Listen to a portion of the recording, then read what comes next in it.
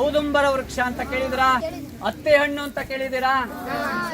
ಇದು ಅತ್ತೆ ಹಣ್ಣಿನ ಮರ. ಇದು ಪಕ್ಷಿಗಳಿಗೆ ಅತ್ಯಂತ ಪ್ರಿಯವಾದ ವೃಕ್ಷ ಅತ್ತಿ ಹಣ್ಣು ಅಥವಾ ಅತ್ತಿ ಮರ ಅಂತ. ನೀವು ಅಂಜೂರಲ್ಲಿ ಹತ್ತಿದ್ದೀರಲ್ಲ, ಅದೇ ಜಾತಿಗೆ ಸೇರಿದಂತಹ ಇದು ವೃಕ್ಷ. ಇದು ಅತ್ತಿ ಹಣ್ಣು. ಇದಕ್ಕೆ ಫೈಕಸ್ ಜಾತಿ ಅಂತ ಹೇಳ್ತಾರೆ. ಫೈಕಸ್ ಅನ್ನೋದು ಒಂದು ವಿಶಿಷ್ಟವಾದ ಒಂದು ಪ್ರಭೇದ.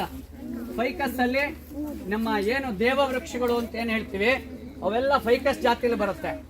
ಹತ್ತಿ, ಆಲ, ಅರಳಿ, ಅಶ್ವತ್ಥ, ಆಮೇಲೆ ಮದ್ದಾಲೆ, ಬಸರಿ, ಈ 6 ಸಸ್ಯಗಳೇನಿದೆ ಅವೆಲ್ಲ ಫೈಕಸ್ ಜಾತಿಗೆ ಸೇರಿದಂತಹ ವೃಕ್ಷಗಳು.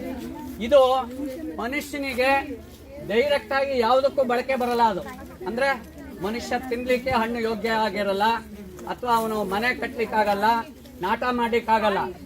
ಆದರೆ ಭೂಮಿಗೆ ಅಥವಾ ನಮ್ಮ ಏನು ಬಯೋಡೈವರ್ಸಿಟಿ ಅಂತ ಏನ್ ಹೇಳ್ತೀವಿ, ಜೀವ ವೈವಿಧ್ಯತೆಗೆ ಅತಿ ಹೆಚ್ಚಿನ ಕೊಡುಗೆಯನ್ನು ಕೊಡುವಂತಹ ವೃಕ್ಷ ಯಾವುದು ಅಂತಂದ್ರೆ ಅದು ಫೈಕಸ್ ಜಾತಿ ವೃಕ್ಷಗಳು. ಫೈಕಸ್ ಜಾತಿ ವೃಕ್ಷಗಳಿಂದ ಮನುಷ್ಯನಿಗೆ ನೇರವಾಗಿ ಅಂದ್ರೆ ಡೈರೆಕ್ಟ್ ಆಗಿ ಯಾವುದೇ ಅನುಕೂಲಗಳಾಗಲ್ಲ. ಅದು ನಾಟಕ್ಕೆ ಬರಲ್ಲ, ಅಥವಾ ಮನೆ ಕಟ್ಟಲಿಕ್ಕೆ ಬರಲ್ಲ, ಇನ್ನೇನು ಮಾಡ್ಲಿಕ್ಕೆ ಬರಲ್ಲ.